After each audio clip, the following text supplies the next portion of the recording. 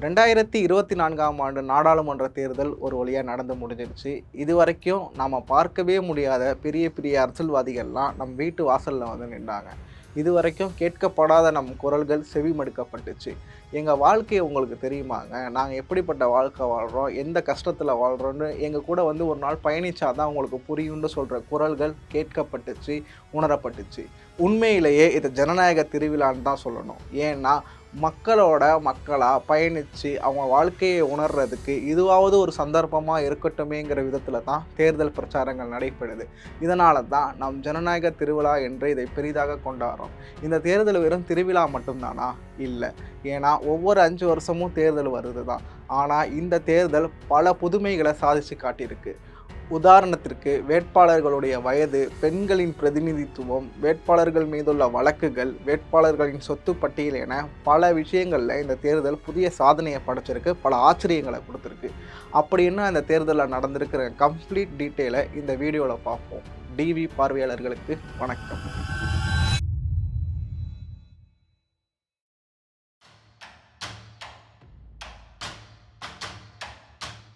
2024ஆம் ஆண்டு இந்த நாடாளுமன்ற தேர்தலில் அதிக கேண்டிடேட்ஸை நிறுத்தின முதல் கட்சியாக மாயாவதி தலைமை தாங்குகிற பகுஜன் சமாஜ்வாதி கட்சி இருக்குது. இந்த கட்சி சார்பாக மட்டும் இந்தியா ஃபுல்லாக 484 கேண்டிடேட்ஸ் நிறுத்தப்பட்டாங்க. இரண்டாவது இடத்துல பாஜக தலைமையில் 440 கேண்டிடேட்ஸ் நிறுத்தப்பட்டாங்க.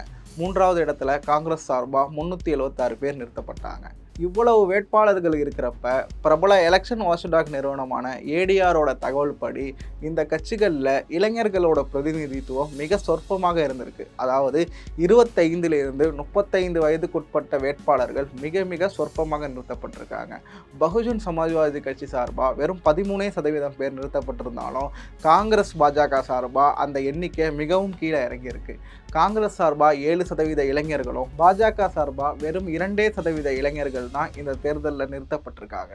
ஆனால் 55 வயதை கடந்த முதியவர்களையும் பாஜக 55% நிற்க வச்சிருக்கு. இதே பாஜக தான் இது இளைஞர்களின் கட்சி, இளைஞர்களுக்கான கட்சி என்று பல தேர்தல் பிரச்சாரங்களில் சொல்லி வருது. இந்த தேர்தலில் முதியவர்களை அதிகமாக நிறுத்தின கட்சியாக ஜனதா தளம் இருக்குது. இந்த கட்சி சார்பாக 75% வேட்பாளர்கள் 55 வயதை கடந்தவர்களாகவே நிறுத்தப்பட்டிருக்காங்க. இரண்டாவது இடத்துல பகுஜன் சமாஜ்வாதி கட்சி இருக்குது. இந்த கட்சி சார்பாக 71% வேட்பாளர்கள் முதியவர்களாக நிறுத்தப்பட்டிருக்காங்க. மூன்றாவது இடத்துல பஞ்சாபை சேர்ந்த சிரோன்மணி அகாலி தளம் இருக்குது. இந்த கட்சி சார்பாக 69% பேர் நிறுத்தப்பட்டிருக்காங்க. காங்கிரஸ் கட்சி சார்பாக 47% பேர் 55 வயதை கடந்த முதியவர்களாகவே நிறுத்தப்பட்டிருக்காங்க.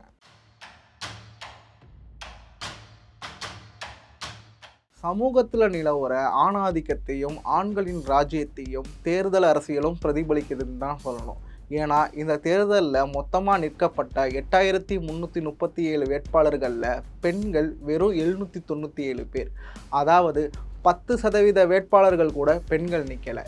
பாஜகவில் வெறும் 16% பெண்களும், காங்கிரஸ் கட்சியில் 13% பெண்களும், பகுஜன் சமாஜ்வாடி கட்சியில் 8% பெண்களும் தான் நிறுத்தப்பட்டிருக்காங்க. பெண்களை அதிக அளவில் நிறுத்தின முதல் கட்சியாக நவீன் பட்நாயக் தலைமை தாங்குகிற பிஜு ஜனதா தளம் இருக்குது. இந்த கட்சி சார்பாக 33.3% பெண்கள் நிறுத்தப்பட்டிருக்காங்க. இரண்டாவது இடத்துல லாலு பிரசாத்தோட ராஷ்ட்ரிய ஜனதா தளம் 29% பெண்களை வேட்பாளராக நிறுத்தியிருக்காங்க. மூன்றாம் இடத்துல மம்தா பானர்ஜியோட திரிணாமுல் காங்கிரஸ் கட்சி 25% பெண்களையும், நான்காம் இடத்துல அகிலேஷ் யாதவோட சமாஜ்வாடி கட்சி 20% பெண்களையும் நிறுத்தியிருக்காங்க. குறைந்த அளவில் பெண்களை நிறுத்தின கட்சியாக சிபிஐ 7%, அதிமுக 3% இருக்குது. 40% என்ற மினிமம் கேரண்டியை கூட எந்த கட்சிகளும் பெண்களுக்கு கொடுக்கல. பாஜக அரசு இந்த ஆண்டு தான் பெண்களுக்கான ரிசர்வேஷன் பில்லு கொண்டு வந்துச்சு. அதாவது அனைத்து துறைகளிலும் பெண்களுக்கு 33% என்ற இடஒதுக்கீடை பாஜக அரசு ஒரு பில்லாக பாஸ் பண்ணிச்சு. ஆனால் அந்த பாஜகவில் கூட பெண்களுக்கு 33% என்ற குறைந்தபட்ச பிரதிநிதித்துவம் கொடுக்கப்படலைங்கிறது தான் துயரம். இவர்கள் யாருமே டிரான்ஸ்பர்சனை ஒரு குறைந்தபட்ச பிரதிநிதித்துவம் அடிப்படையில் வேட்பாளராக நிறுத்தவே இல்லை. தன்பத் தொகுதியில் நின்ற சுனைனா குமாரும், தாமோ தொகுதியில் நின்ற துர்கா மோஷியும் தான் இந்த தேர்தலில் நின்ற 2 இண்டிபெண்டன்ட் கேண்டிடேட்ஸ். இந்த தேர்தலில் போட்டியிடுற வேட்பாளர்களில் மூன்றில் ஒருவர் கோடீஸ்வரராக இருக்கார். இதை ஏன் குறிப்பிட்டு சொல்லணும்னா 2009ஆம் ஆண்டு நாடாளுமன்ற தேர்தலில் 16% வேட்பாளர்கள் தான் கோடீஸ்வரர்களாக இருந்தாங்க. 2014 அது 27% மாறுனுச்சு. ஆனால் இந்த தேர்தலில் 31% வேட்பாளர்கள் கோடீஸ்வரர்களாக இருக்காங்க. இது எதை காட்டுதுன்னா, தேர்தலில் வேட்பாளராக நிற்கணும்னா உங்கள்கிட்ட பணம் வேணும். பணம் இல்லாமல் இந்த ஜனநாயக திருவிழாவில் நீங்கள் ஒரு பிரதிநிதியாக கலந்துக்கவே முடியாதுங்கிறது தான் போக போக நிரூபிக்குது. ஏன்னா ஆள்ற பிஜேபியே எடுத்துக்கங்க, அவங்க நிறுத்தின 440 கேண்டிடேட்ஸில் 403 பேர் கோடீஸ்வரர்கள். அதாவது 2009ஆம் ஆண்டு நாடாளுமன்ற தேர்தலில் வெறும் 42% வேட்பாளர்களை கோடீஸ்வரர் வேட்பாளராக நிறுத்தின பாஜக இந்த தேர்தலில் 91.6% வேட்பாளர்களை வெறும் கோடீஸ்வரர்களாகவே சூஸ் பண்ணியிருக்கு. காங்கிரஸ் கட்சியோ 2009ஆம் ஆண்டு 68% இருந்து இந்த தேர்தலில் 89% உயர்ந்திருக்கு.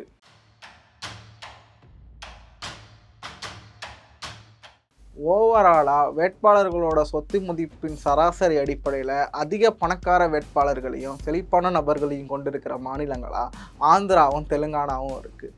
ஏன்னா சந்திரபாபு நாயுடுவோட தெலுங்கு தேசம் கட்சி தான் இந்தியாவிலேயே அதிக பணக்கார வேட்பாளர்களை கொண்டிருக்கு.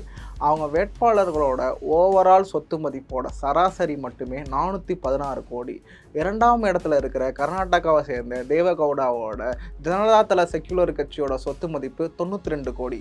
மூன்றாம் இடத்துல இருக்கிற பாரதிய ராஷ்டிரிய சமிதி, அதாவது தெலுங்கானாவை சேர்ந்த சந்திரசேகர ராவோட கட்சியோட ஓவரால் வேட்பாளர்களோட சொத்து மதிப்பு சராசரி 82 கோடி. பவன் கல்யாணோட ஜனசேனா கட்சி, ஜெகன்மோகன் ரெட்டியோட ஒய்எஸ்ஆர் காங்கிரஸ்லாம் அதிக சொத்து சராசரி வச்சிருக்கிற கட்சியோட டாப் 10 லிஸ்ட்டில் வந்துடுறாங்க. இந்த தேர்தலில் வேட்பாளர்கள் தாக்கல் செஞ்ச அஃபிடவிட் படி இந்தியாவிலேயே பணக்கார வேட்பாளர் யாருன்னா சந்திரபாபு நாயுடோட தெலுங்கு தேசம் கட்சி சார்பாக குண்டூரில் போட்டியிட்ட சந்திரசேகர பெம்மசானிங்கிறவர் தான். அவரோட சொத்து மதிப்பு 5706 கோடி. அந்த கட்சியில் உள்ள வேட்பாளரோட குறைந்தபட்ச சொத்து மதிப்பு 3 கோடிங்க.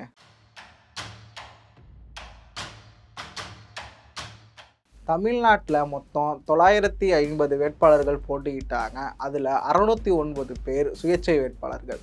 திமுக சார்பாக 21 பேரும், அதிமுக சார்பாக 34 பேர், பாஜக சார்பாக 19 பேரும், நாம் தமிழர் கட்சி சார்பாக 39 பேர் போட்டியிட்டாங்க. இதில் முதல் இடத்துல இருக்கிற பணக்காரர் வேட்பாளர் யாருன்னா அதிமுக சார்பாக ஈரோட்டில் போட்டியிட்ட ஆற்றல் அசோக் குமார் தான். அவர் தன்னோட அஃபிடவிட்டில் தன்னோட சொத்து மதிப்பு 661 கோடின்னு பதிவு செஞ்சுருக்காரு. இரண்டாம் இடத்துல பாஜக சார்பாக சிவகங்கையில் போட்டியிட்ட தேவநாதன் யாதவோட சொத்து மதிப்பு 206 கோடி. மூன்றாம் இடத்துலையோ அதிமுக சார்பாக கிருஷ்ணகிரியில் போட்டியிட்ட ஜெயபிரகாஷ் என்றவருடைய சொத்து மதிப்பு 131 கோடி. நான்காம் இடத்துல பாஜக சார்பாக வேலூரில் போட்டியிட்ட ஏசி சண்முகத்தோட சொத்து மதிப்பு 121 கோடி. திமுக சார்பாக 21 வேட்பாளர்கள் போட்டியிட்டார்கள். அந்த 21 பேரும் கோடீஸ்வரர்கள் தான் என்றாலும் அவர்கள் டாப் லிஸ்ட்டில் வராதது விசித்திரம்னு தான் சொல்லணும்.